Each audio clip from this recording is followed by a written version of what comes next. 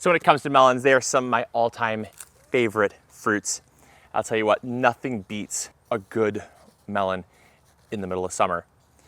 My particular favorite is the center. Oh my gosh, the center is just so incredibly delicious. So if you want to grow the most amazing watermelons and you want to do it with these, make sure you're watching the video. This is a good one. I didn't grow this one, full transparency. This is a prop watermelon, but we got some watermelons growing back here. We're gonna get them. We're gonna get them. It's gonna take a little while longer because we're in Michigan. This is a Georgia one though.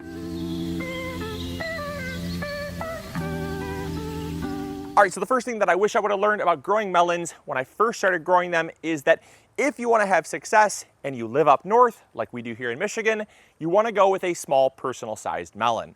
Now you don't have to, but you have a higher chance of success.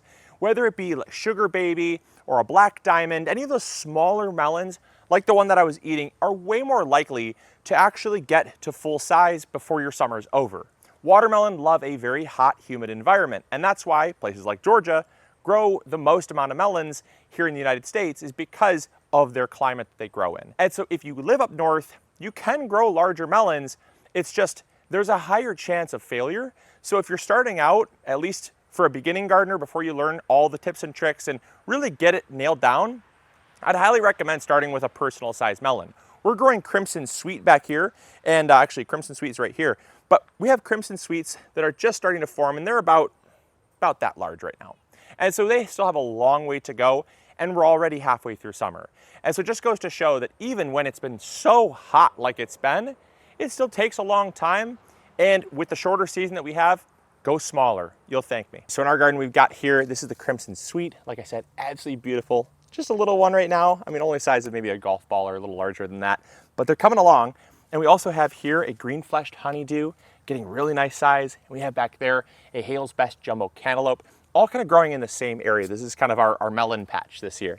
And the one thing that I learned that I wish I would have known in the very beginning is that if you struggle growing watermelons, consider trying muskmelons.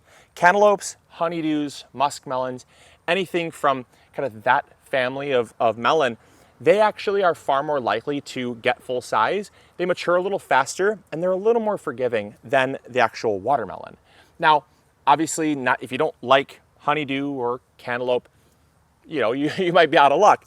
But if you don't mind, consider starting with those. I really wish I would have known that, because for all the times that I tried growing watermelons successfully, the very first time I tried cantaloupes, instantly got one, very first summer. But it took me about 5 summers to get my first watermelon. So they're just a little more forgiving, a little faster to mature. And if you find you want something to kind of get your feet wet for growing melons, consider growing those before you grow a watermelon. The third thing that I learned, and this was kind of a given once I figured it out, but I honestly never really gave it much thought when I was first growing melons, and that's just how much nutrients they take up. It is so important that if you want good quality melons, you feed them heavily. Now, not just nitrogen, but we're talking nitrogen, phosphorus, potassium. A well-balanced all-purpose fertilizer is so important to getting really healthy plants. Now, I never really gave it much thought. I amended my soil, I planted my plants, and I let them go. But the best melons have been in years where I've fed them with a very high concentrated all-purpose fertilizer, right? High in nitrogen, high in phosphorus, high in potassium. We use Trifecta Plus. But in years where I have not used Trifecta, my plants have been very mediocre. I'll notice later in the season, a lot of yellowing leaves, smaller fruits, really kind of piddly, not really worth growing fruits. But in years where I've pumped the growth out and gotten massive plants, it's always given me really beautiful watermelons and cantaloupe to show for it. And so fertilize very heavily. I fertilize once in the beginning. When I plant my plants, I'm gonna give them the recommended dose of Trifecta, but then I follow up, once fruits start to form, I follow up with a second feeding. Now that is obviously optional based on your soil. You may find different results, but I follow up with that second fertilizing and it seems to make all the difference. The fourth thing that I learned is just how much water they take to grow well. Now you can grow melons, cantaloupes, watermelons, doesn't really matter, in relatively little water. The problem is they're gonna be very dry, usually quite spongy and kind of pithy. Or if you want a really sweet, very crisp, full-sized melon, you wanna give them lots of water. Now, obviously it does go without saying, right? Watermelon, it's in the name, Melons are about 97% water, so the more you can give them, the better. But the thing is that when they're actually getting large, they're a lot like zucchinis. They're gonna double almost overnight, right? If you can give them lots of water, they're gonna store that water in the fruits. And so the more water you can give them as they're starting to grow and mature, the better. Once they start to ripen up, all that water really doesn't matter, and you're actually gonna have cracking fruits. And so it's not how much water, but it's how much water at the right time, right? So we're gonna be saturating these plants about once a week with lots of water. And here's a really important tip. You'll notice I'm not watering this whole patch here. There's foliage over here, there's foliage behind you, there's foliage next to me. I'm watering right where the roots are. And we're gonna talk about that in a second, because that's another thing that I learned, and it really is, it's kind of something, it's a common misconception that a lot of people growing melons make the mistake of, but it has to do with why I'm only watering right at the base of the plant where I originally planted. And that leads me to the fifth thing that I learned about melons that I wish I would have known when I first started growing them. And that's that, try as you might, they're not going to root all along the stem. Wherever that vine touches the ground, it is going to just be a vine. There's no roots coming from anywhere else other than where you first planted. And that's why it's so critical when you fertilize, when you plant your plants, you want the fertilizer to go right where the roots are. You want the plant to be planted in nice, loose, well-draining, fertile soil. But also when you want to water right there, not the whole plant. Because the fact of the matter is all you're going to be doing when you water the whole plant is spreading things like powdery mildew.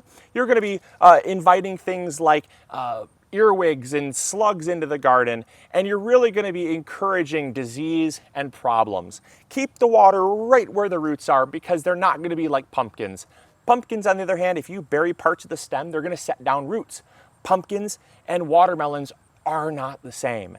And so I always thought that my plants would set down roots wherever they touched the soil. And so I basically just let them sprawl, and I watered the whole plant, and I would keep losing plants to powdery mildew and blights and stuff like that. And I ended up really just setting myself back. So don't do that. Keep your plants watered, fertilized, and taken care of right at the source. All right, and the sixth and final thing that I learned about growing melons that I wish I would have learned at the very beginning is not to be worried about trellising them. I was so worried about trellising my melons that I was worried they would snap. I was worried they'd fall off on the ground and break. And honestly, that fear couldn't be more over-exaggerated. All I did was simply grow them up this kettle panel trellis about 4 years ago, and I used some cut nylon. I tied it to different points on the kettle panel trellis and used it to support the underside of the melon, and they did amazing. They did absolutely amazing.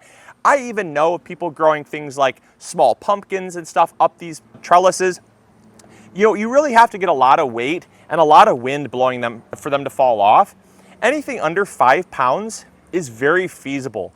We grew watermelons about this size on kettle panel trellises, and they did need some support from underneath, but they did fine. We also grew cantaloupes as well, roughly about this size. They were about 4.5 pounds. On the kettle panel trellis, had no problems at all, as long as they had a little bit of support. We grew smaller personal sized melons without any support at all, and they just hung there, and that was great. So don't worry about it, because trellising can give you so many advantages, from increased pollination, increased airflow. They're exposed to more sunlight, so they're gonna grow a little better, ripen a little bit better, they're gonna be more disease free, and it's gonna free up space in the garden, because to be frank, they do take up a lot of space. As you saw, that is a lot of space to give to 2 or 3 plants. And so if you don't have that much space you want to give up, grow vertically.